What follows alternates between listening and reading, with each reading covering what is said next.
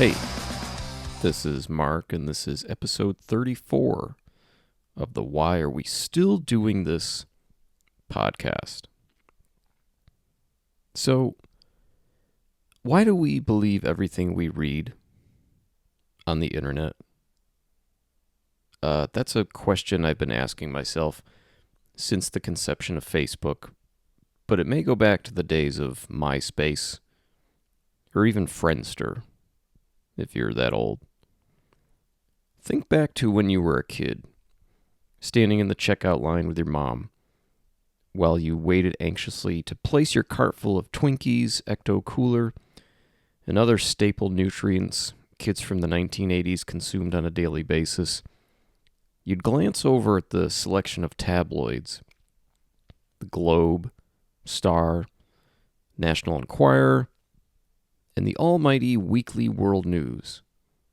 That's the one where the Bat Boy was found in the cave. Outrageous headlines, outlandish accusations, and photos of celebrities that look like they are really angry at a reporter, when in reality they probably just sneezed. I remember staring at a National Enquirer on the shelf at a Stop and Shop checkout with an ultra creepy image of Elvis Presley in his casket with a white mist above it that said, "Elvis's ghost seen at his funeral." Something like, "Never before seen photos." I don't know, something like that. And as a kid, I was super interested, right? I loved the paranormal. And I remember staring at these covers every time I went to the store with my mom, until my mom noticed I was intensely gazing at them, and she'd simply say, "Mark, those aren't real." And you took it at that. From that moment on, you trusted your parents' judgment that those newspapers sold next to the candy bars at the checkout were fake news. But how could it be? Someone who has the ability to produce these professional-looking papers must be printing the truth, right? I remember when my father first obtained a home computer sometime in the early 2000s, and at least once a week I would get a phone call from him declaring, quote, "The computer's not working again." What this meant was that my dad saw a pop-up that said something like, "Click here to claim your prize."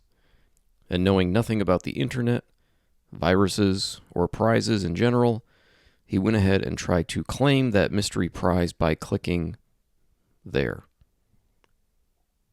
Usually what would happen is I would get the call, drive to his house, and notice that there was a toolbar or something installed on the computer that shouldn't be there, and uninstall whatever was installed. "Dad," I'd say, "you really got to watch what you click on." "Well, I said I won a prize." "Yeah, but those aren't real."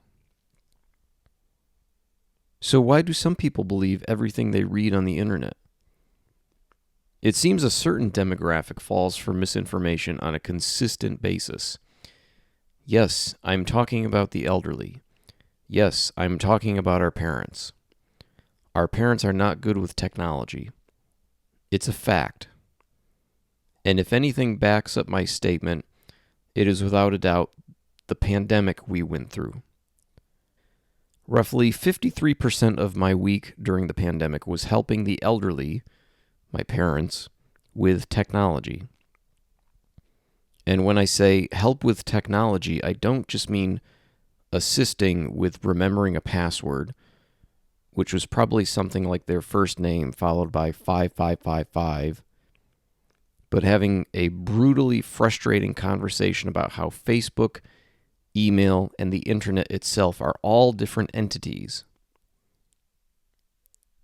My late father-in-law would say, "So I logged into Facebook to check my email." No. Tony, you didn't. That's not possible. When it comes to a shared post from your parents with completely blatant misinformation, we call them out on it. "Mom, why did you post that? That's not real." Well, it was on Facebook, so I posted it. So since it's on Facebook, to our parents, it must be real. But why do they think that? My theory is that for someone with little to no technology skills, again, our parents, to get something like a meme or a photo featuring information or misinformation generated and posted on Facebook initially, to get that out there, they must think someone has to be a great and all-powerful computer wizard, someone with unparalleled computing powers who is able to navigate and create these posts that are shared at will. Figuring out how to video chat is like taking the SAT exam to our parents.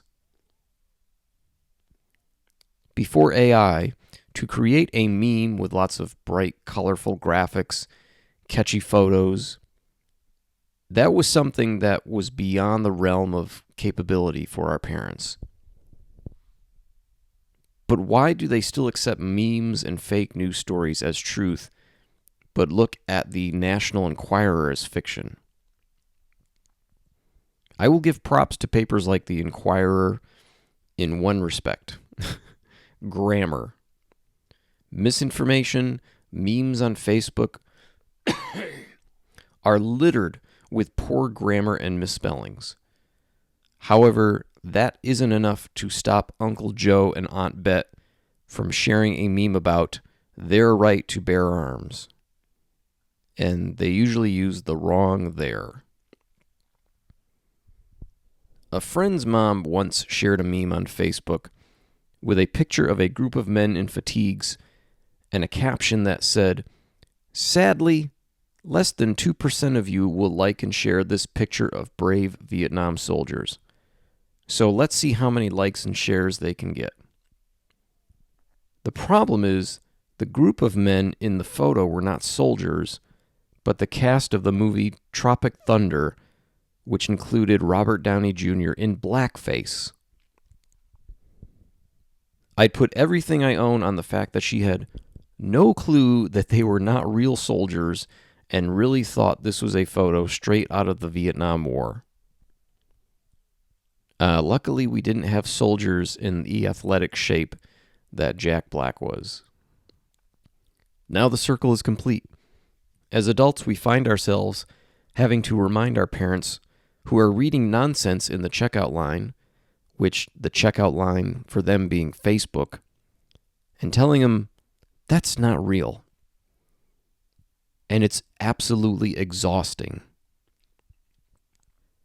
And that is what has crippled our parents' generation.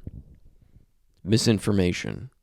I have friends whose parents literally do not watch anything but YouTube videos to basically get their information and news. They don't read a newspaper. They don't read an online paper. All of their, quote, news comes from YouTube videos, where the source is generally, quote, "Trust me, bro." And with that, it has absolutely crippled them in terms of believing what is real. I tell people all the time that one of the most accurate memes I've ever seen in my life is the one that says, quote, "Fox News did to our parents what they thought video games and Marilyn Manson would do to us," unquote. And it's not just Fox News, but 24-hour cable news in general. Go into any boomer's house right now, and if they have a TV in their kitchen, it's on cable news. And the volume is above 50%. I saw a clip of young people being asked the question where they get their news from. This was a couple of years ago. And the response was, Joe Rogan.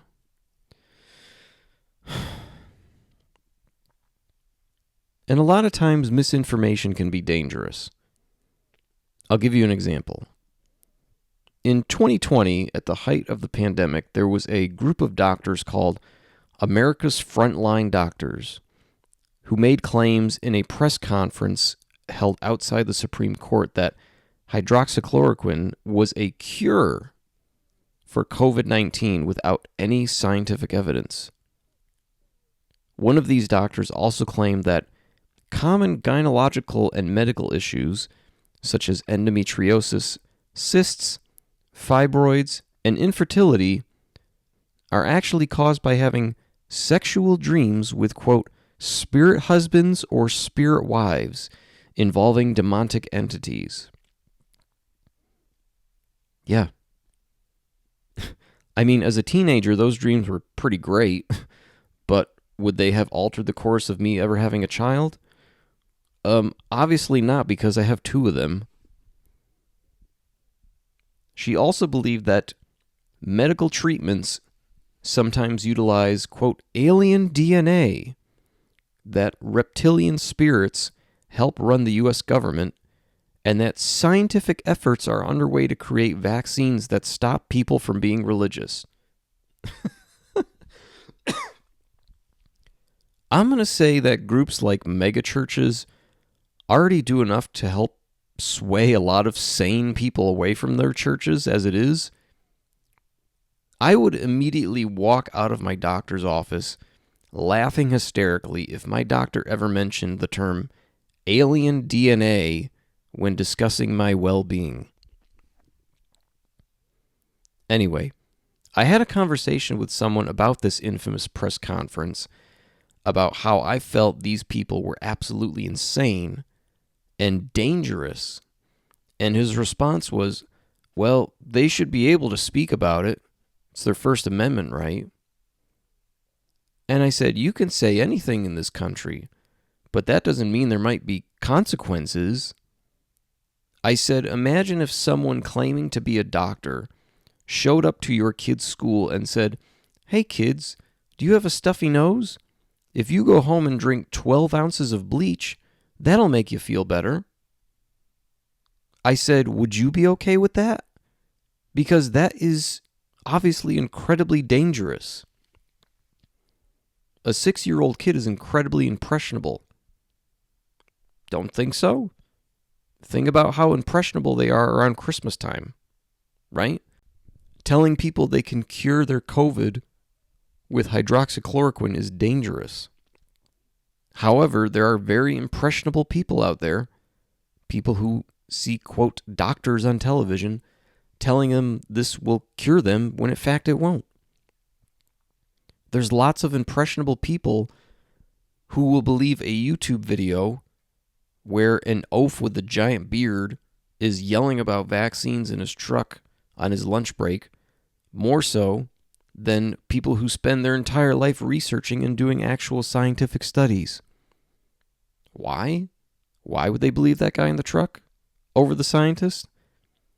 Because scientific studies are boring. They're excruciatingly boring to read. A guy yelling in his truck grabs your attention.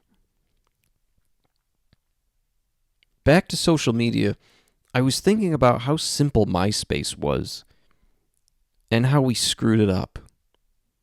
We royally screwed up MySpace. You could have your favorite song just blast your friends in the face upon opening your profile.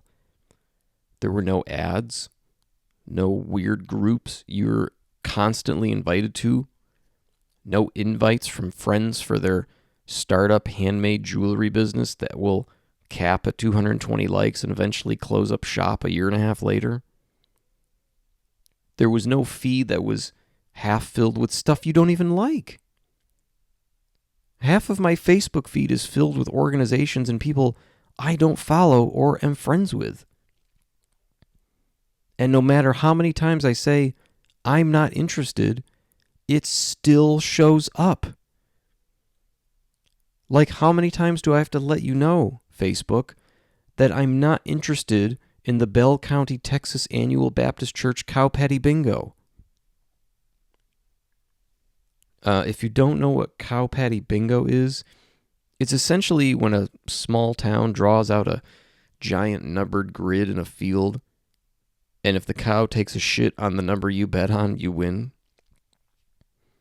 Saw it with my own 2 eyes when I was a kid, more than once. It's kind of like watching paint dry, but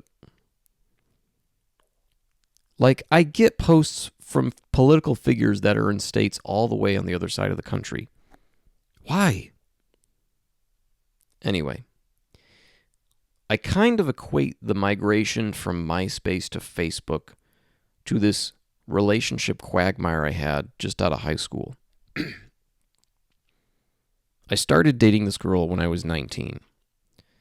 She was 16. Come over here and have a seat right over there. I know.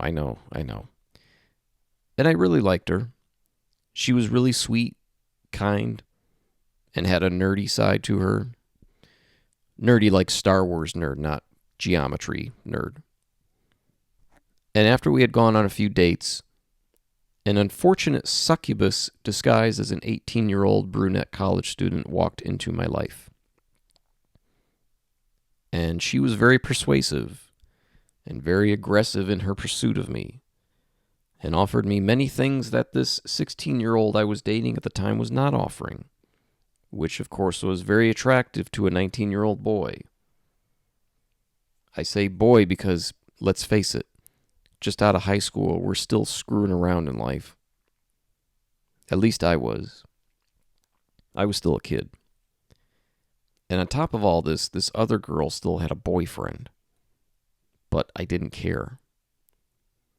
And so I wanted to break away from this 16-year-old I had been seeing and move on to this bright and shiny object over here. Really long story short, this bright and shiny object caused me more stress and just general awfulness in my life than the sweet, simple girl I had gone on a few dates with. And the worst part was I was a total asshole to this girl right before I told her I think we should just be friends. But I didn't have the social skills to politely say, I think you're a great person, but I don't know if I'm feeling this. I just didn't. And how this relates to social media is MySpace was working just fine. It was simple. It kept us in touch with people. There were no games in this relationship, literally. Like there were no ads for Candy Crush constantly popping up. I mean, there were banner ads, stuff like that. But it just wasn't an overload of information like Facebook. MySpace was a marriage that was working just fine. And then Facebook opened up registration to everyone. Games, events, reels, all this really attractive stuff that was just too flashy for the simple housewife we called MySpace. And so just like my relationship with this sweet younger girl I'd met, we didn't really say goodbye. We just left. We left MySpace. We didn't close our accounts. We just started chilling with this other site like nothing happened. We were kind of an asshole to MySpace.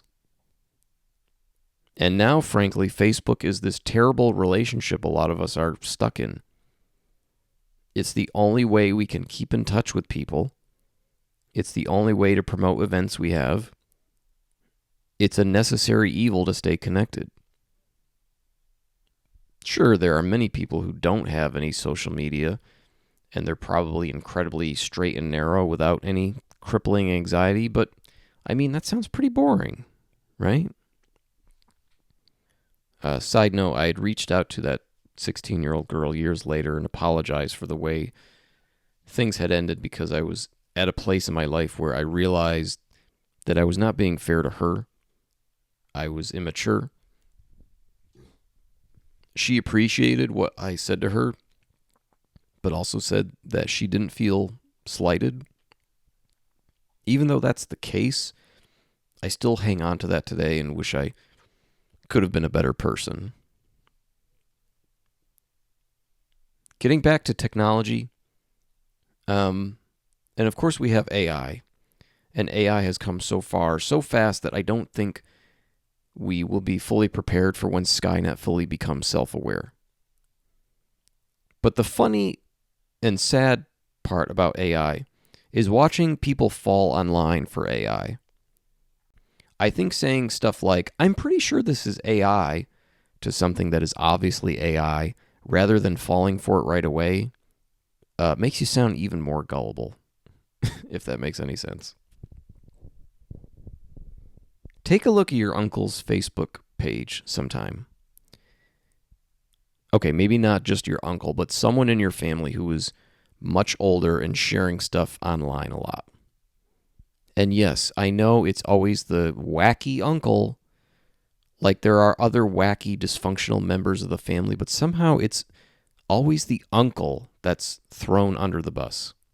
Anyway, take a look at their page and see how often something they've shared is no longer available. Do you know what I mean? Usually when something like that is seen, that means that the post was removed by Facebook because it was essentially not real.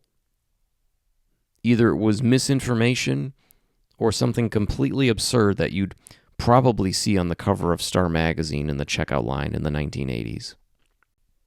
During the summer of 2020, I remember my late father-in-law shared a meme on Facebook that said basically, if you have COVID and you gargle salt water, it eliminates the virus.